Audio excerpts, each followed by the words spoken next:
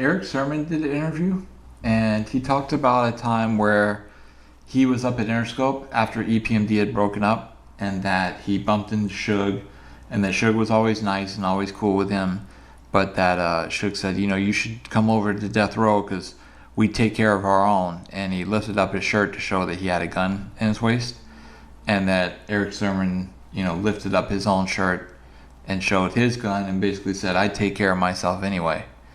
I know he was close with Keith Murray, who you have spoken out about in the past. Do you have any thoughts on Erick Sermon's story and yet another rapper saying that Suge was trying to sign them? Yeah, man, Erick Sermon was hot. He was hot. They had great songs. But every time I heard Suge mention Erick Sermon, and y'all look at this photo again, just so y'all can see it.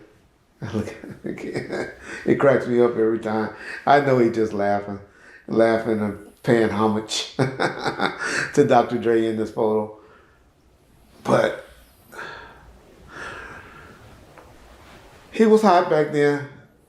But every time that name was brought up, because I had one time, I had told y'all before, the EPMD was one of the first rap albums I ever listened to and got into. But Suge used to always tell me that Erick Sermon and them were gay. Now y'all be like, oh, well, he had Danny Boy, so he ain't have no problem. We didn't know Danny Boy was gay. Danny Boy hid that shit, so y'all need to stop saying that.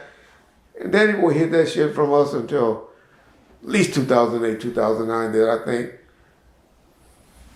Well, that I know about it. There's some rumors are out there that maybe Suge had saw something and knew about it a little sooner. But it was in the mid-2000s, if those are true. So my point to this is, man, Suge not, number one, Suge didn't walk around with no gun in his waist, especially up at the Interscope. He felt comfortable there. And I ain't saying he didn't have one in his car, but he did not walk around with guns. Because Suge was on probation since 92, y'all. And so that would have been just idiotic.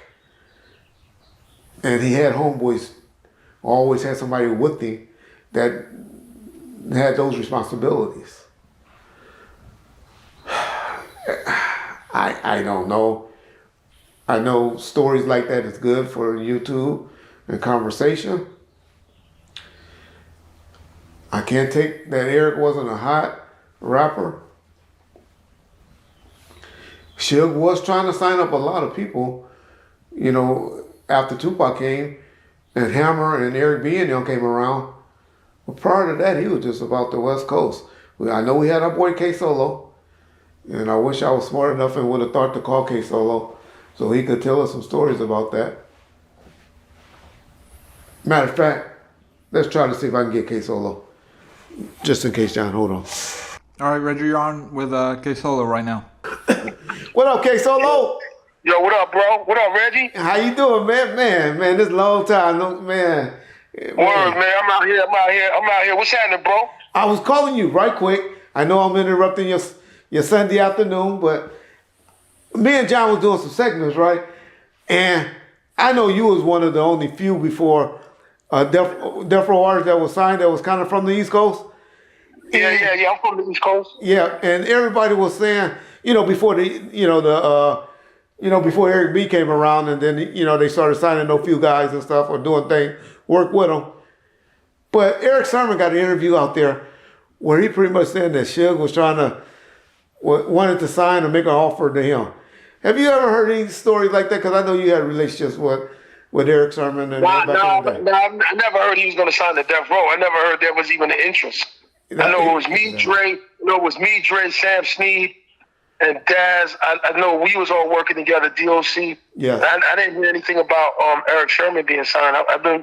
Because I was trying to get an album done that was going to be East and West. And if that would have happened, it would have been cool. But nah, I never heard of that. Exactly. That's why I was surprised when I heard that that Erick Sermon put out in an interview recently that Suge had offered him. And he said he immediately told him no, but, that he put that out there. But I say, if anybody would know that heard about that? I think they had an issue with Jamal. I remember one time they had an issue with Jamal had a fight with I remember Jamal came out here and was telling me he had a fight with Malik, and that Suge and Erick wasn't really good in Atlanta. Something had happened, jumped off of them where it wasn't. I don't know what happened, but Jamal said something to the effect that Erick was a little shook of Suge. So I doubt that very much. I don't think he was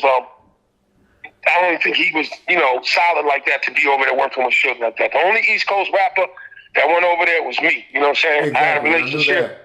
You know what I'm saying? And I kept it 100. You know what I'm saying? And I met Bungie, I met Heron, I met all of them. Oh no, you were definitely around. Yeah. Yeah, we was in there, and then and then it went left with Sam. When I left, I went to New York for a while, came back, then Dre left. So Erick Sherman, to my recollection, never ever was supposed to do nothing like that, because you know what I'm saying. Like I said, he had an issue with Suge in Atlanta when Jamal and Marley got into a fight. Okay. Cool. Well, cool. Well, man, K Solo, man, I can't wait till you decide to start doing interviews, because we definitely want to get some K Solo stories from you, man. So yeah, I always had a great time over there, man. Like I said, they always looked out, man. They was always straightforward. And I had a great time over there with the West Coast, learning that culture, because I'm from the East.